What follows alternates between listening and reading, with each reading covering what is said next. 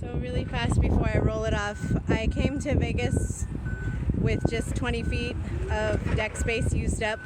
I just came fast so I could go home fast. Monday, I pretty much had the majority of the day off on Monday.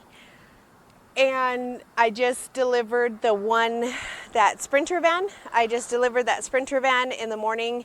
And then I got a call from a DC. I wasn't, it wasn't a solid plan for me to go to Vegas early this week. But, on Monday I was expecting to just go home and hang out, with the family after that Sprinter van. But I got the call. And so from the Sprinter van, went and picked up like a 20-foot load. It's not even 4,000 pounds.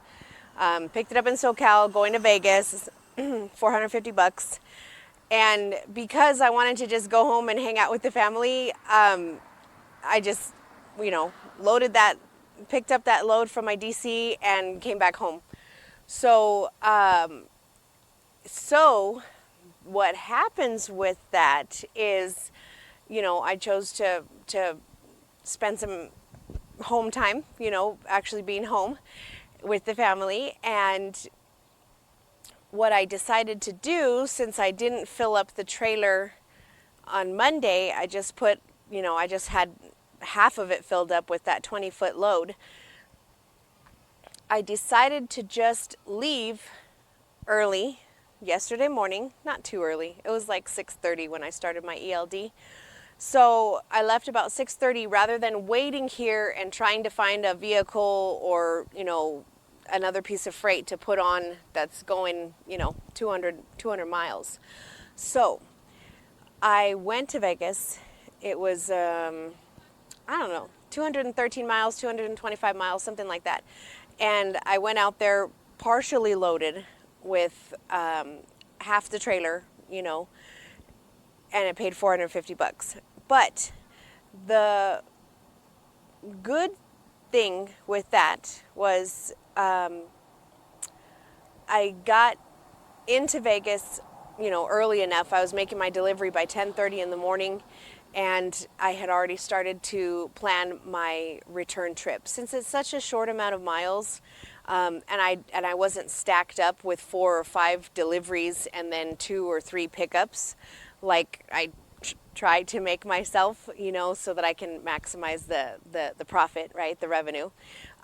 It was really light. It was 1 delivery and 2 pickups. So I was able to get it all done in 1 shift, which is great. So I went to Vegas yesterday morning with $450, and I came out of Vegas yesterday early afternoon with $800. So the total for the trip was $1,250. And I have these 2 vehicles, which I'm going to show you guys in a second, delivering them this morning, and I've got them kind of wrapped into some other local stuff that I'm doing today.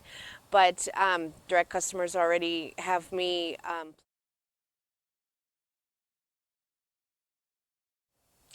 okay, so nothing too fancy, nothing too special. It's a 2018 or 19 Chevy cargo van, pretty new.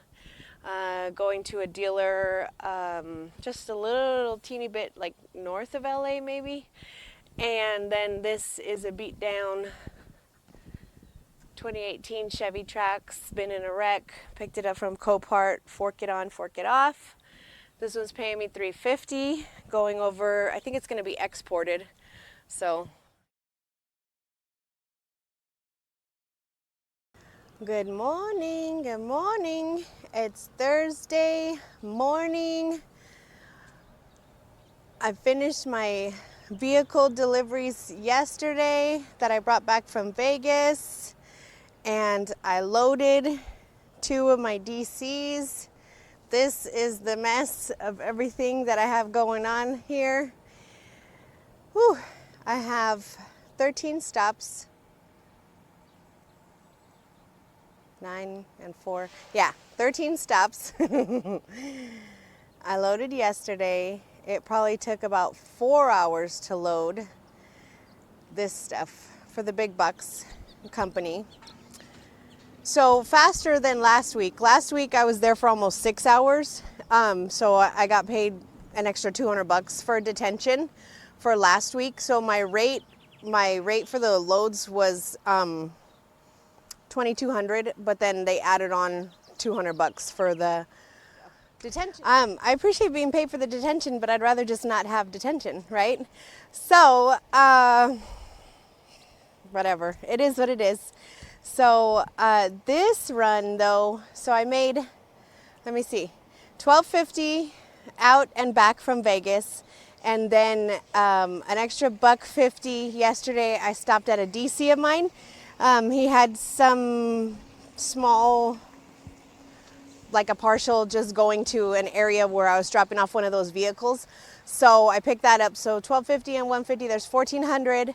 And then this trip up, the only thing about this trip, I mean, it's paying very, very well. It's paying very well. It's very heavy. I'm pretty much maxed out. But it starts, like my deliveries start in the Bay Area and then they go all the way up to Redding. So Redding is like, I don't know, less than 100 miles from the Oregon border. Friday, okay, my load looks kind of like crap, okay? So don't judge me. But I was able to do 7 deliveries yesterday, which is good. I was shooting for 7 and I got to my last delivery like 8 minutes before they closed. So I was gonna fix the load and kind of move the pallets around and make it look a little bit better, but then I realized number 5, that's my next stop. So, and then, you know, some of this other stuff like is coming off on my next stop. So I'm like, why am I gonna hulk it around the trailer if that's your next stop this morning, Natalie? So I didn't do it. So this is the load. I had 13 drops. No, how many did I do? 4, 5, 6, 7. Yeah, I did 7 yesterday, yeah. I had 13 drops on the trailer when I loaded on Wednesday, and it is now Friday. I guess that means I have 6. So I have 6, although I think I have more. I don't know, whatever. I have kind of like a big push today. I'm in the city, the first city where I'm delivering to. I'm in that city right now, but I've got probably about 100 miles worth of deliveries, kind of like a U almost, that I'm gonna drive as I do my little big box deliveries. And then I have like a giant push going all the way north to Redding, California. So I am in beautiful, whimsical Windsor, California this morning, you guys. It is wine country. It's beautiful. It's about 6:30 in the morning. I already wanted to be at my receiver, my first receiver. What's up, everybody? So I am at my second to the last big box delivery, and I'm early, and I was hoping they would unload me early. And I guess the forklift guy is out to lunch. So all of the little stops that I have are light. It's either 2 or 3 pieces going to each different Home Depot, right? So I unloaded the pallet myself. And this is the heavy piece right here, this long, it's only like 10 feet long. But I put that on top of the pallet, and this long piece here on top, I'm gonna get it down. It's really light. It's probably the lightest piece. And I'm gonna get it down, and I'm gonna go back into the office and ask the lady if she will sign my paperwork since I unloaded the truck myself. We'll see how it goes. So just as I finished offloading the pieces, there's the guy. He came back from lunch. So he's signing my paperwork right now, and I'm still making really good time. This morning I was really nervous. I wasn't sure if I was gonna make it to my last delivery, and now the time is looking really good. So I'm gonna make it. I'm gonna make it, and I'm very, very happy about that because it's Friday.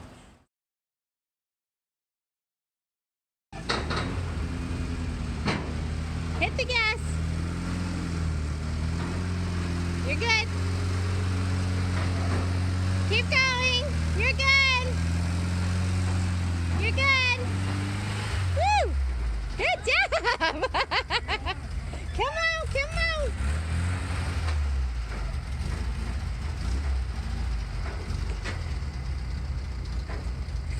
What's up, everybody? Good morning. So, I am in Chico. Everything went really well yesterday.